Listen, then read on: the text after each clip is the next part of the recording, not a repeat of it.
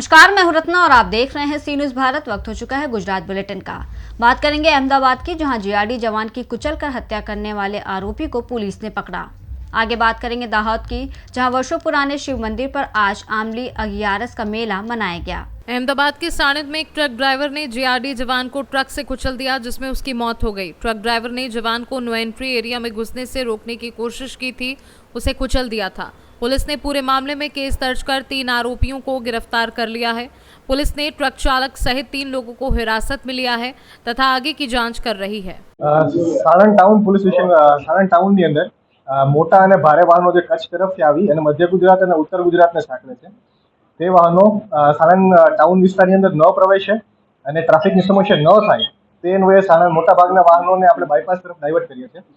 તે માટે તે દરમિયાન તારીખ 8/3/2025ના રોજ રિલાયન્સ ચોકડી જે સાણંદ પાસે આવેલી છે, સાણંદ ટાઉન પાસે આવેલી છે, તે પાસે એક મુન્દ્રા તરફથી આવી અને ઈડર તરફ જતું ભારે કન્ટેનર વાહન હતું, જે જીઆરડી અને પોલીસના જવાનોના કહેવા છતાં પણ સાણંદ ટાઉન વિસ્તારની અંદર પ્રવેશ કરવા માટે આગળ વધે છે।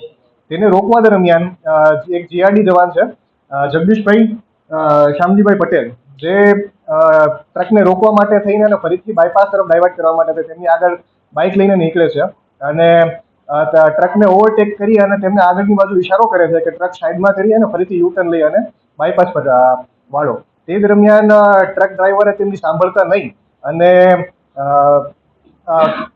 જીઆરડી જવાન છે તેમને પાછળથી ટક્કર મારી અને તે બનાવવાળી જગ્યા પર જ તેમનો હત્યાનો પ્રયાસ કર્યો હતો અને તે દરમિયાન તેમની હત્યા પણ થઈ છે। આ મામલા દરમિયાન આપણે ટ્રકના 3 આરોપી છે જે ટ્રક ચાલવા દરમિયાન હતા, એ 3 આરોપીની સાણંદ પોલીસ ટીમ દ્વારા ધરપકડ કરવામાં આવેલી છે। જે આરોપીઓનું નામ છે શંકર ઉર્ફે લાલો, શૈતાનસિંહ ઉર્ફે લેકુ રાવત અને મંગલસિંહ ઉર્ફે જાલમસિંહ રાવત। જે આ ઉપરોક્ત 3 આરોપીઓ છે મૂળ રાજસ્થાનના રહેવાસી છે।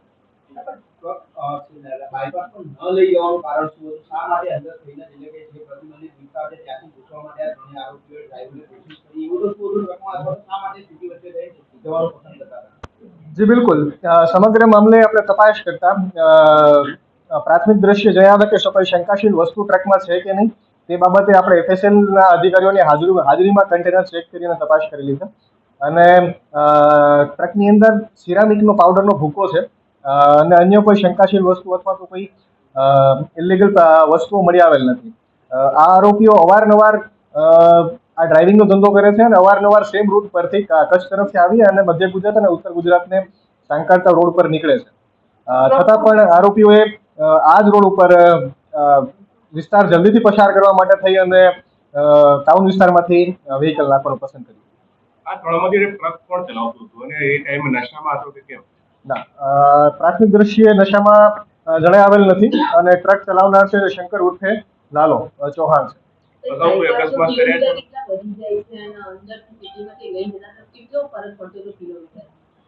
આશરે 2-3 કિલોમીટર જેટલો ફરક પડતો, 3-4 કિલોમીટર જેટલો ફરક પડતો ટ્રાફિકમાં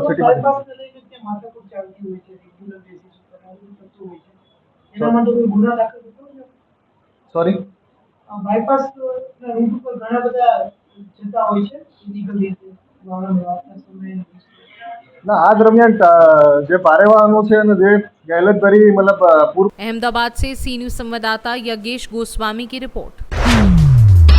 गुजरात दाहोद जिले में आज दाहोद तहसील के चांदावाड़ा गांव में बावका वर्षों पुराने शिव मंदिर पर आज आमली अगियारस का मेला मनाया गया। इसमें बड़ी संख्या में लोग आए।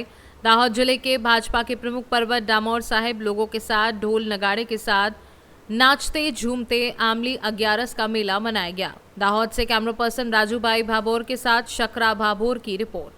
फिलहाल इस बुलेटिन में बस इतना ही। देश और दुनिया की तमाम बड़ी खबरों के लिए देखते रहिए सी न्यूज भारत।